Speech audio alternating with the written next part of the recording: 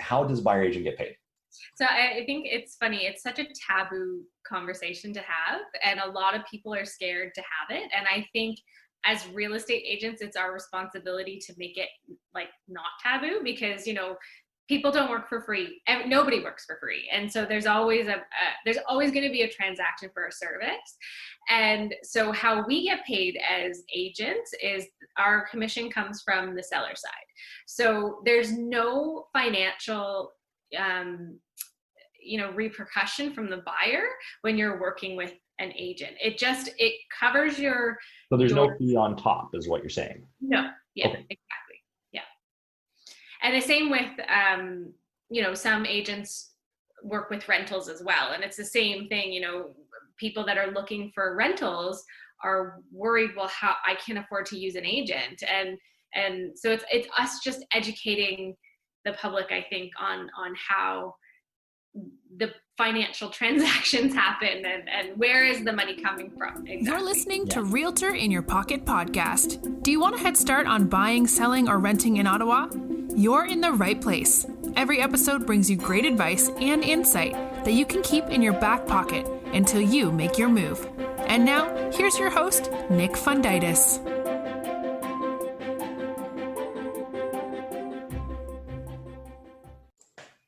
That clip you just heard was from my buyer agent, Katye Landry. Katye and I have worked together for quite a while now, and she specializes in helping buyers, often first-time buyers, buy their homes. So I'm lucky to have her on the team, and very fortunate to be able to share her insights today about the process, specifically in this episode, the search process itself. So everything from when you just got prepared all the way up until you put an offer on a home. So you're listening to Realtor in Your Pocket podcast, Ottawa real estate and advice. And today on the podcast, I'm interviewing Katye about that portion of the home buyer process in the second episode of my home buyer series. In particular, we'll talk about how you can best use your realtor and how to conduct your search so that you avoid many of the pitfalls that many buyers, especially first-time home buyers, find themselves into. So I'm Nick Fundytus, and as well as hosting this podcast, I'm a realtor at Royal LePage Performance Realty in Ottawa, Ontario, Canada, along with Katye, who's on my team. Realtor in Your Pocket is a podcast dedicated to home buyers and sellers in Ontario. Each episode, I'll cover a topic that explains how something in our industry works in such a way that gives you the edge when buying or selling a home. Enjoy the show, and if you know someone who could use a realtor in their pocket for advice, share it with them. A 5-star review on iTunes is always appreciated, and you can subscribe wherever you get your podcasts. Enjoy the show, and I can't wait to introduce you to Katye.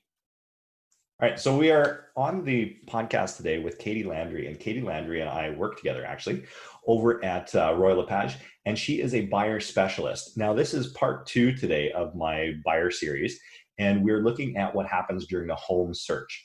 So you'll recall last episode we talked about how to get prepared, everything you need to do to make sure that you are set off on the right foot for searching for a home. Well, now we're actually going to talk about what it is to search for a home. So Katye specializes in this. She does this all day. She's a fantastic experienced realtor, and she does a lot more purchases than I do. So we're going to talk today with her. So Katye, thank you for coming on.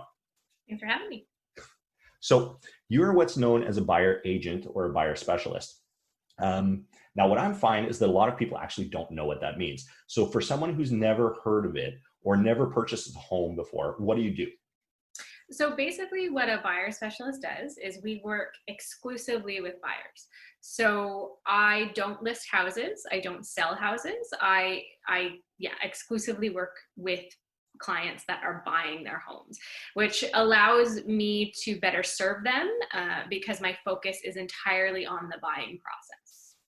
Okay. Yeah, so that covers my next question, which would be why would you work with one? And it is to specialize. It's so you've got somebody who's only thinking about the purchase side and is in that rhythm of working with buyers. Because I can tell you, like, as from working with both, it's a very different feel on both sides of that. And you have to switch your mentality from day to day or hour to hour sort of thing. What are some of the perceived disadvantages of working with a buyer specialist? So why not everybody knows about these? What would someone say would be their reason to play devil's advocate why they wouldn't work with a buyer specialist? And what would you say to those? Well, I think the biggest, I don't want to say negative question, but the biggest concern I get from people when they find out that, I'm solely a buyer specialist is that, well, you're not a lead agent, then you don't do it all kind of thing. And so they view you as maybe not as serious of an agent, which in fact is I would say almost the opposite of that, because I am very serious, but serious within my craft, like it's like asking, this is a very bad analogy, but like a pro hockey player to also play pro basketball, which might happen, but it's like, to hone your skill of the one sport, it will make you a much better athlete. And I think with real estate agents, I'm not saying, there's not amazing real estate agents out there that can do both. But it allows you to specifically, keep on the pulse of the buying process and what's entailed with that. And you're not stretching yourself or your clients too thin. Yeah. And to use that sports analogy, maybe a good one would be to take, say, hockey players, because we're all familiar with hockey. And if a lead agent is, it's shinny hockey, you're playing all positions, depending on where you go. You are, you're at the pro level, you're a pro level winger. Like you're trying to score goals, you're trying to help somebody buy a house. And that's your position. We're not going to stick you in net because you're not supposed to know how to play net at a high level. You're supposed to know how to shoot goals at a high level. So that's what a buyer specialist, does that sort of fit? 100%. Yeah, that's it. Like that's my position. And I believe I'm very good at that position. And I know you are. We wouldn't be on the same team if we Thank you. Yeah. So, okay. That covers it for me. Now, one misconception that people have when purchasing a home is that they will need to pay you because it's somewhere. I actually like when I'm sitting with somebody who's buying a home and they bravely ask, well, how is it you get paid? Because every single person wants to know. And some people just like worry about it through the process. Oh, is there going to be a bill at the end of this? How does buyer agent get paid? So I think it's funny. It's such a taboo conversation to have, and a lot of people are scared to have it. And I think as real estate agents, it's our responsibility to make it like not taboo, because people don't work for free. Nobody works for free, and so there's always going to be a transaction for a service. And so how we get paid as agents is our commission comes from the seller side. So there's no financial repercussion from the buyer when you're working with an agent. It covers your. So there's no fee on top, is what you're saying. No. Yeah. Okay. Exactly. Yeah. And the same with some agents work with rentals as well, and it's the same thing. People that are looking for rentals are worried, well, how I can't afford to use an agent, and so it's us just educating the public, I think, on how the financial transactions happen and where is the money coming from exactly. Yeah. So for anybody who's listening to this and who is considering using an agent to help them purchase, it is the best deal in real estate. So number one, it's not going to cost you anything extra. There is a misconception out there that people think they will get a better deal if they go through the listing agent. And although there are listing agents who will discount the commission slightly if you work through them directly, in the end, the deal you're getting on the house when you purchase it is not going to be enough to make up for that little difference in commission.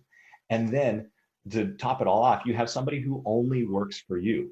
We have, under the Real Estate Business and Brokers Act, our duty is, correct me if I'm wrong, is to the buyer, right? 100%. And I think, you're seeing the double end kind of go away a little bit, because I think people are understanding that it's more security for you to be represented by somebody else. I'm not saying that it's not possible. There are a lot of great agents out there that could do the double end professionally, but there's a lot of risk as a buyer when you're being represented by the seller's agent. Yeah. And the double end, for anybody who doesn't know, is just that when a listing agent also represents the buyer. Say that one more time. And say, like, just to explain to what people may not know, is that a double end, because that's a real estate term, right? Yeah. is when a listing agent represents the buyer as well. So it's exactly. if you were buying a home for yourself and you called the sign that was outside and said, hey. It's very popular. A lot of people do call signs. And there's nothing wrong with it to get more information, but there are always risks working with the listing agent. Because like you said, in our code of ethics, our fiduciary duty is to our client first and foremost. And if we already have a signed agreement and contract with our sellers, it's not to say that we're not gonna, ethically help you, but in the end, the duty is always to the client, the first client. Yeah. So last episode, I interviewed a mortgage broker who talked about getting prepared to look for a home. Now, we're going to talk about actually searching for one. So let's start all the way back to when somebody has decided to buy a home. Let's suppose they listen to the first podcast and they have a good idea of what they can afford, what they want, and what they need. I know not everybody shows up that way when they give you a call. Now they give you a call. So what are the things that are going to happen before they ever set foot in a house? So what does it look like from the time we introduce you to the time we go see a house? So what usually the process is for most people is I would have them come to the office. I mean, right now, sometimes that's not applicable and not possible. But the beauty of technology, we can do it over FaceTime or Zoom or, over the computer. But it's to go over their must-haves, their, want but could do without, and their like dream wishes of things. And I think having that list from the beginning allows us to, if we ever get off track, because it's a very, there's a lot of houses that come up and they're all different. It's like, everyone's different essentially.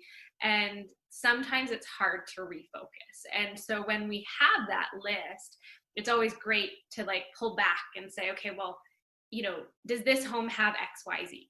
This is what you were looking for, and to put that on paper before we get, the train moving and get excited and get all of the overwhelmed feelings. So that's what we kind of do. And then I set them up on a search. Excuse me. What does that mean to set up on a search? So we have this wonderful system, and there's essentially a portal that pulls from Realtor.ca. Realtor.ca pulls from our portal. So all the listings that the public can see on Realtor.ca from agents are being pushed from our portal. So when I sign you up, or when I sign a client up for a search, that gives them everything within their desired specifications. So they don't have to weed out, ones that, if they only want a 3-bedroom, they're not going to get 4 bedrooms. They're not going to get a mass amount of other listings. And it also gives you an amazing ability for us to communicate without communicating. So, there's a way to favorite listings, to trash listings, to comment on listings, so that it gives me a better idea what my clients are looking for, so that I can serve them better. And I have access to it. So if I see something that comes up and they haven't seen it yet, and it's really, an amazing listing, and we need to get that, I can call them right away and say, like, let's go see this.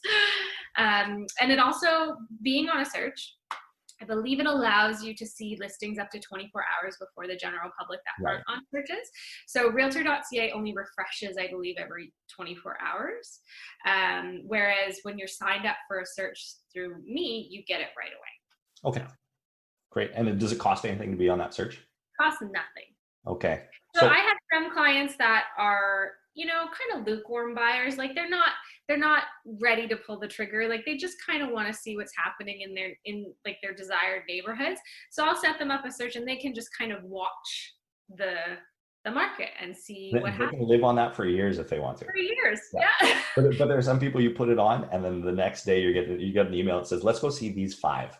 Yes. So I mean, there's a wide range of use for the search, and it helps regardless of the point in your home buying purchase of like where you are. There's benefits to it. All right. So at some point, there's one of the things that we say that realtors are good at. We guide people through the confusing paperwork, which let's face it, from a legal standpoint, is probably not the most complicated paperwork in the world. However, there is some paperwork that comes when you start working with a realtor. What is that? So at the very beginning, kind of the main, I'd say, 2 documents that you would sign off the bat, as long as, we mesh together and you like the relationship, would be first the working with a realtor, which basically highlights our relationship and what my position to you is, so that, What position is that? So I would be your representative from the brokerage. So correct me if I'm wrong, there's a point where I think it says customer service, not Yeah, it talks about the difference between client and customer service. So it talks about the difference. We talked a little bit about the double end and how an agent can be a buyer's agent and a seller's agent for the same property. So sometimes an agent would only provide customer service. So their actual duty is not to the person that they're providing customer service. They still have to work ethically and all of that stuff, but their main duty is to the client that they are representing fully.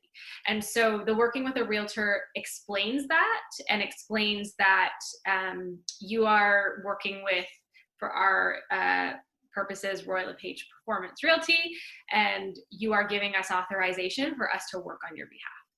Okay. And then what's the other form that we use? The other one is essentially our contract. So it's called a buyer representation agreement. It will, like you said, it's a lot of words. I remember when I started, they have a cheat sheet of, dissecting what each paragraph means. But essentially what it is it's a timed frame contract. So, it's starting here and it's ending here. It has everybody's signatures on it, and it tells you what my duties are to you as a buyer, and what my responsibilities are to you as a buyer. It also goes over a little bit about what the buyer's responsibilities are too, because it's a mutual contract. So we both have, duties to each other, as any contract would kind of have. Yeah. So on the realtor side, we have a responsibility to act ethically, to work in the client's best interest. We have a mandate to help them find a home. And on the reciprocal side of that, the buyer has a responsibility, number one, to point out any properties that they're interested in. I always like that one, that phrase in there. And then the other one is sort of a reasonable expectation of commission. And there's different ways we write that out, but it's written in the ones that we write anyways, that there's not commission that the buyers have to pay directly. It's just paid by the seller in the end. And also, I think something that a lot of new buyers don't understand is once you sign that contract, you are under obligation to that agent. So, you can't sign another contract with another agent, and like that is unethical within the business. So, I think it's beneficial for people to understand, to read the paperwork in full, and to know, and again, at any time, if they have questions, I will go over paperwork with my clients.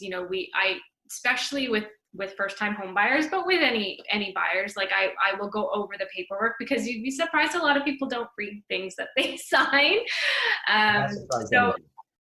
What's that? I'm not surprised about it anymore. No. But so I do like to kind of pinpoint the most important aspects of the contracts, so that they're aware of my obligations and their obligations. Yeah.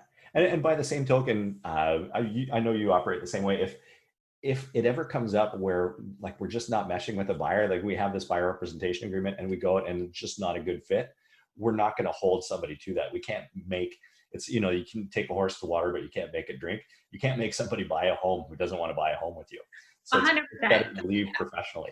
Yeah. And I think, the buying process and the selling process is stressful enough as it is. And, if we're not meshing and people just don't mesh, it might not be my fault. It might not be their fault. People just sometimes don't mesh. And I think to hold somebody accountable for something like that, and to force a relationship, it's just, in the end, it's not good for anybody. And I, knock on wood, I've never had to release a client, but I wouldn't hesitate to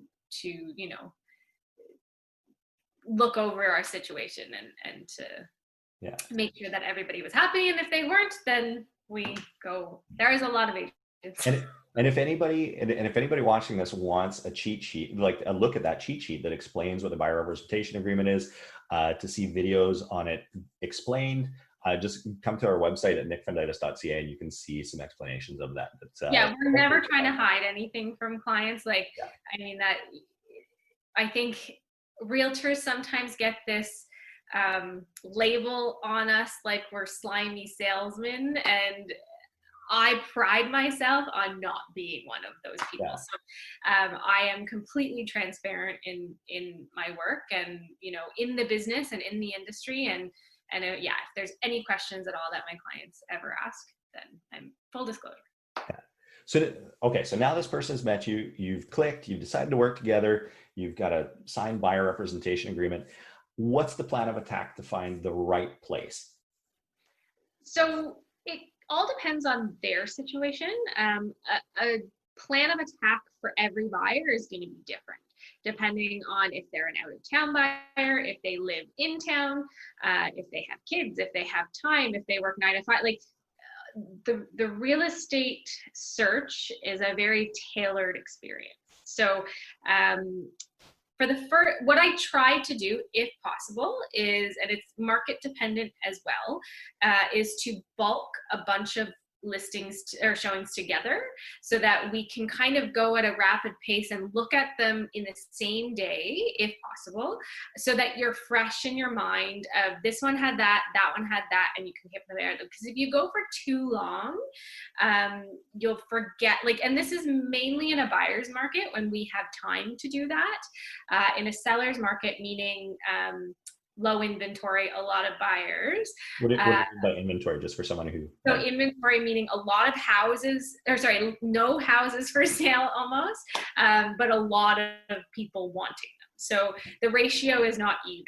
Yeah. And so you're seeing homes in a seller's market, homes tend to go over asking. They tend to go in multiple offers. I'm not sure when you're listening to this podcast, but right now in Ottawa, we are in a seller's market. There's very little inventory, very little homes on the market to purchase. And so as a buyer, we need to be on those showings immediately.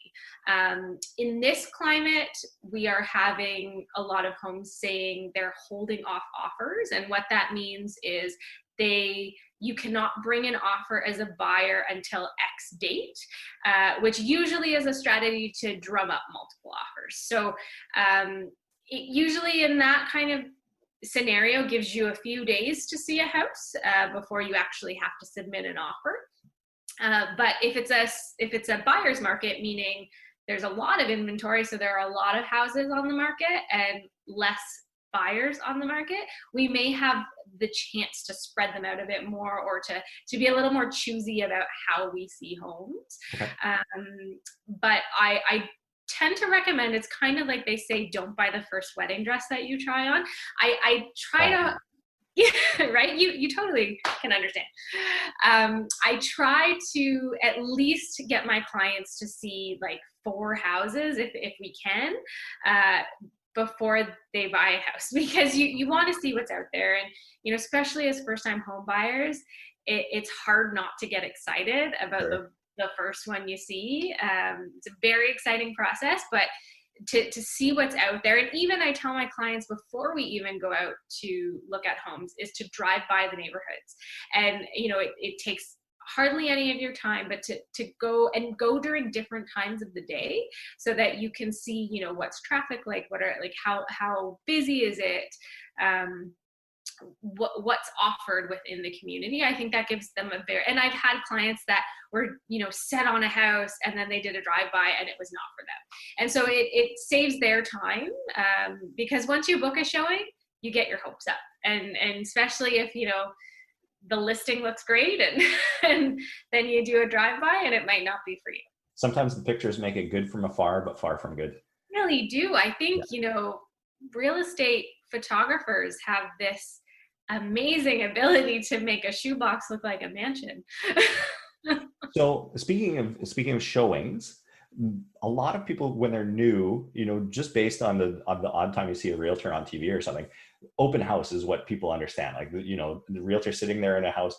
I've got, you'll have new clients come up and they'll say, well, can I go to open houses? Are you going to come with me to open houses? Do we have to wait till Sunday at between 2 and 4 to see places? And that's not actually how showings work, which is what people, surprisingly to me, are less familiar with. So what's a showing? How's it different? So the difference between a showing and an open house is a showing is a showing that is exclusively to you and I as a team. So we go and we have normally the house to ourselves. Sometimes in a busy market, there's overlapping showings. And what that means is there may be another agent with their person in there at the same time.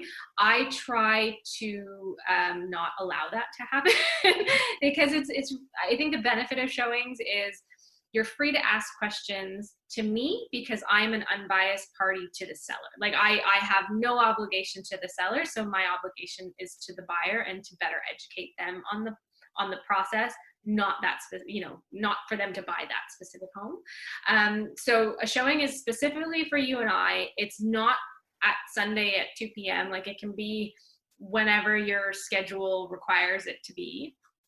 And usually it's about an hour. I find it's about an hour process. Whereas an open house is usually, typically, historically, they've been on Sundays. Now seeing a lot on Saturdays, but usually between 2 and 4. So it's a 2-hour window and it's a revolving door of anybody that wants to see that home.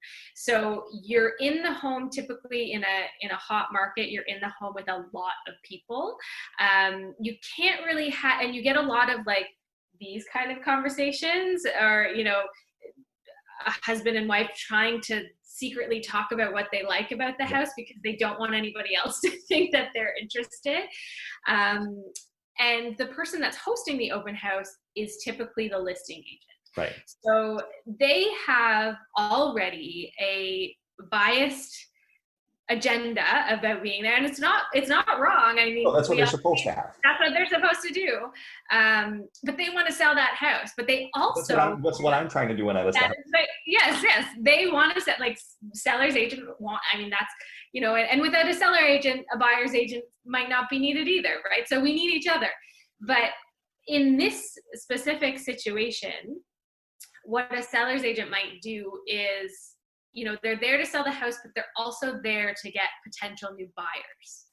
So sometimes it can be conflicting to people that are already under a buyer representation agreement because they don't understand. And what I always tell my clients is I will go with them to the open house if they would like me to. No problem. I've done it before. It's not something that I would say no to. I also will say to my clients, feel free to go to the open houses on your own. But what I do say is to disclose to the listing agent that you are working with the realtor. And then you can go through the home and not feel pressured by the listing agent to give any information that you don't want to give. It does give you the opportunity to ask those questions directly to the listing agent. But there's also a risk there of disclosing. Showing too much enthusiasm, like showing too much of your hand. Yeah. So real estate is a wonderful game of poker, and you need to have a good face, and you need to not disclose too much. Excellent. Well, that sort of outlines the process. And then at some point, of course, which we'll get to in a future podcast, is when you find the home, what do you do about it? So we'll ask you a couple rapid ones to end it off. So first of all, what are some tips for doing the search part right? So again, first have that list of must-haves, would likes kind of thing, and try to think so far out the box, because the search does allow you to tailor very specific things. Although keep in mind that the more specific the search, the less activity you're going to get, because some agents won't put it has a balcony, if it does. So just be mindful of that. And to communicate with me, use the portal to your advantage and comment and trash and like and all of that stuff, because it's really helpful for me to see what you like and don't like. I would add to that, if I can add a couple. Sure. Number one is just use a realtor for your buyer search. Yeah. Well, yeah. Sorry, I thought you meant specifically for the search. I know, but you can totally purchase a house on your own. And when I sit down with, well, we've done a buyer presentation together with new clients of ours, and we go through a section that says, yeah, you can totally search for a house on your own, and here's how you do it.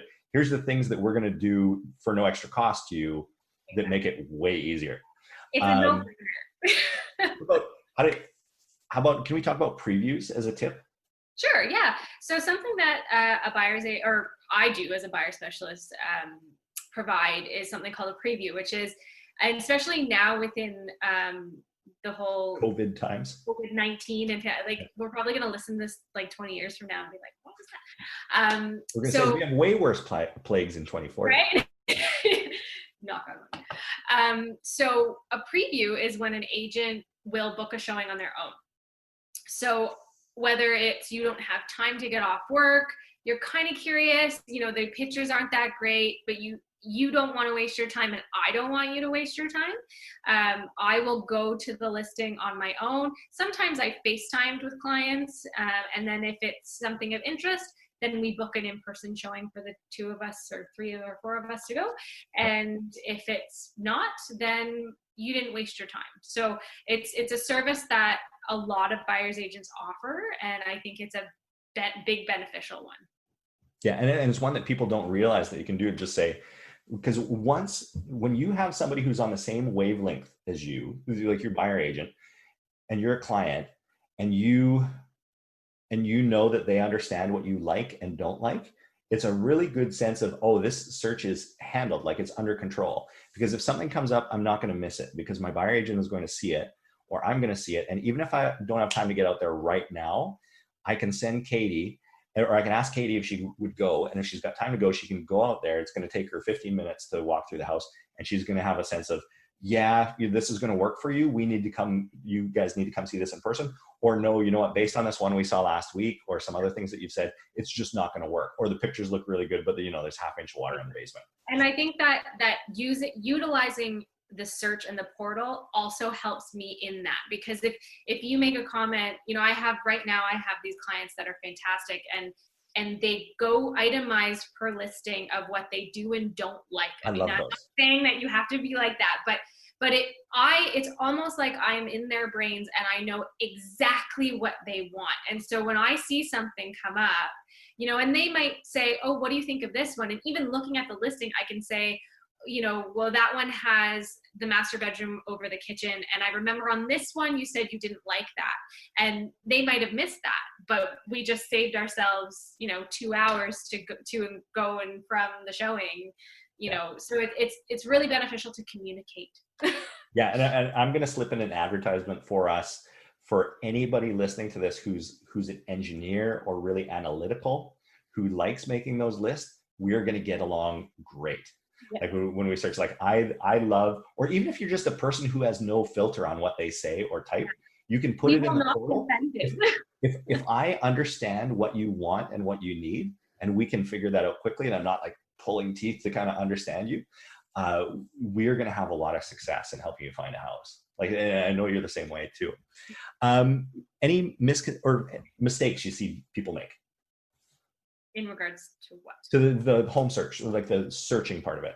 Well, I think the biggest one is not using a realtor. And I know that sounds so contrived coming from a realtor, but it's like you said, especially in the buying process, is like there's no overhead, like there's no additional cost to you. So to me, that's a no-brainer. We will protect your rights. We do this for a living, and there's things that we can catch that somebody that doesn't do this for a living might not catch. And I think another, probably maybe one of the biggest ones that I've experienced is how people are not ready up front. So by ready, I mean they're not pre-approved. They don't know, what it is that they can actually afford. And I think that pre-approval is the biggest one, I think, for me, is that, why would we go to a house for $800,000 if you may not be able to qualify for that? And then all of a sudden your dreams are burst when we go to try it. Yeah. And exactly. So I think that is that's almost one of my first questions when I meet with potential buyers is, are you pre-approved? And if you're not pre-approved, here are some names of some amazing mortgage brokers that we use. Give them a call. It's no obligation. They can kind of tell you where you're at. And nickfundytus.ca/mortgage brokers. And we don't get anything from, No. sending you to a mortgage broker. We do. We actually get a really important thing, and it's clients that are prepared. Yes. Okay. Any kickback, which we do not receive from sending these people, we just have people who are satisfied with who they're working with. Yeah, and I think I think people need to come prepared, and if you're not prepared, that's totally fine. But I will educate you on how to be prepared. On the subject of price, what you're saying about financially prepared and stuff like that, I find that one mistake that's being made now, especially in a seller's market, is not understanding that often the list price is a suggestion. So if I have a budget for $450,000 and I'm looking at a townhome, say, or a Barrhaven would be a good example, then I might not be looking at the ones that are listed at $450,000. I should maybe be looking at the ones that are listed at $400,000, because the sale price of those is going to be up somewhere in the range close to $450,000. And if I'm only going on showings, can you hear me okay?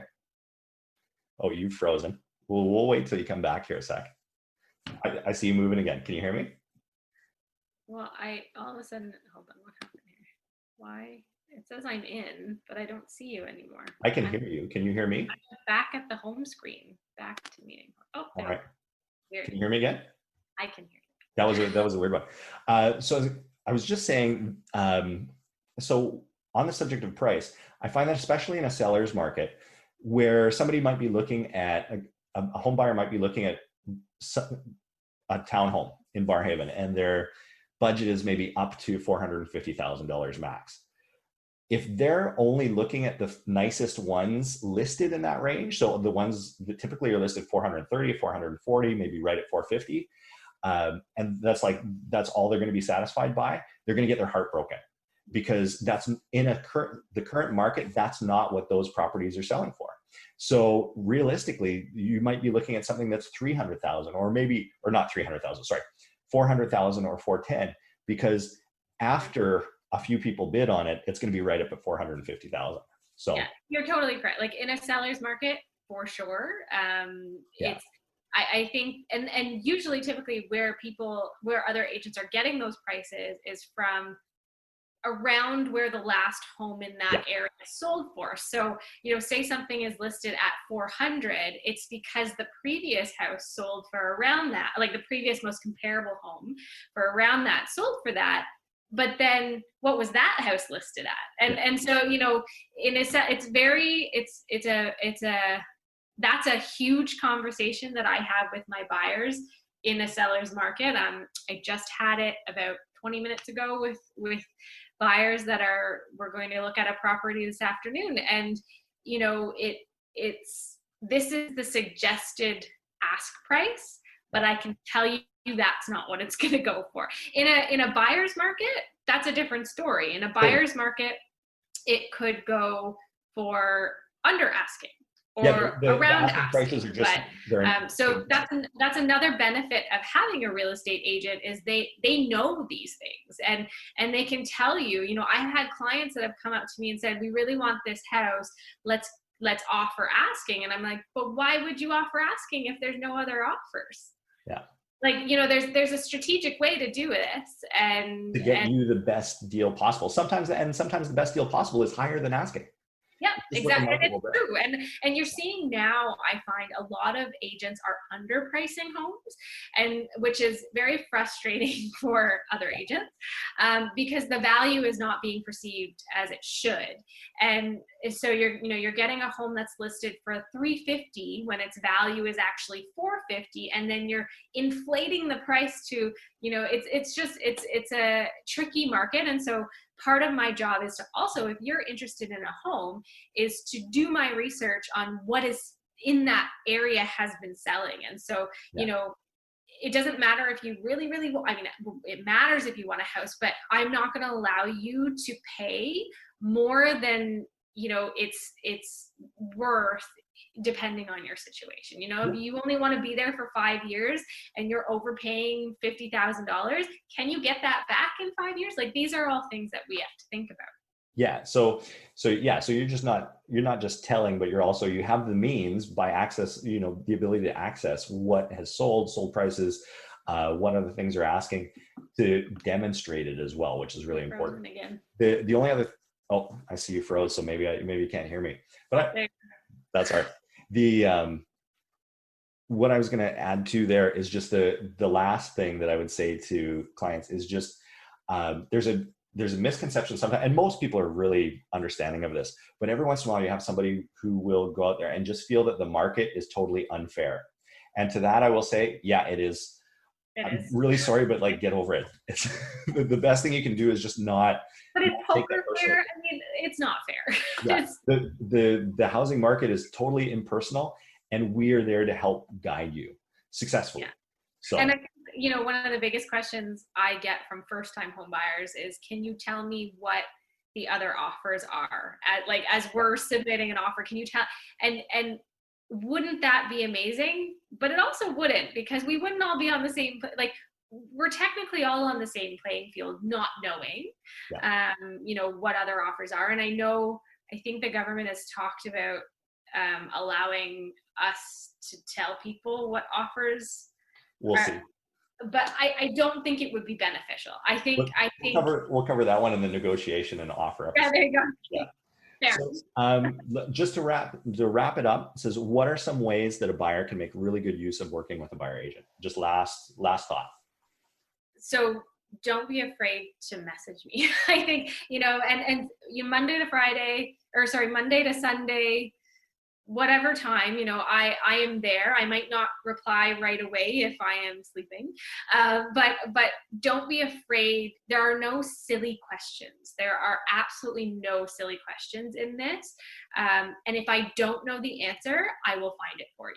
So, utilize me as a bank of knowledge in your home buying process, and to really kind of lean into the relationship of working with your agent. Yeah. So Katie, thank you so much for coming on today. I really appreciate it. So if you are looking to buy a home in Ottawa, or you have questions about it, reach out to Katie. She and I work on the same team here, but she is there for your buyer questions. You can find all our contact details at nickfundytus.ca, or you can email Katie directly at Katye@nickfundytus.ca. And I really appreciate you having you on today and sharing your wisdom with everybody. Perfect. Thank you. Thank you. That's all for this episode, the second episode in my home buyer series, which focuses on the home search.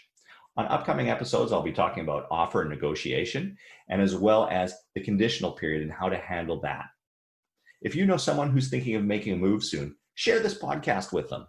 It's available on video form on YouTube, also on iTunes, and wherever you get your podcasts. I also post regularly at my site at nickfundytus.ca, where I go deep into advice on how to buy or sell a home, as well as posting fantastic resources if you're looking for a home in the province of Ontario, or in fact, anywhere in the world. There's some great tips on there. You can shoot me an email at nick@nickfundytus.ca at any time, and I will always respond to your questions about real estate or ideas for future episodes. I'd love a 5-star review on iTunes, as ultimately that helps others find my show. A big thanks to Katie for coming on the show today. Obviously, I have big belief in her skills. And if you'd like to reach out to her directly, you can reach her at Katie, Katye, @nickfundytus.ca. I'll be posting all of her contact details on the show notes today as well, of course. Thank you also, as always, to my wonderful marketing administrator, Stephanie Ross, who helps produce and promote the show. She helps keep me on schedule and make sure that our listeners can find us. Thank you for listening and subscribing. I hope that wherever you are, you're staying home, staying healthy, and staying safe. This has been Realtor in Your Pocket. I'm Nick Fundytus.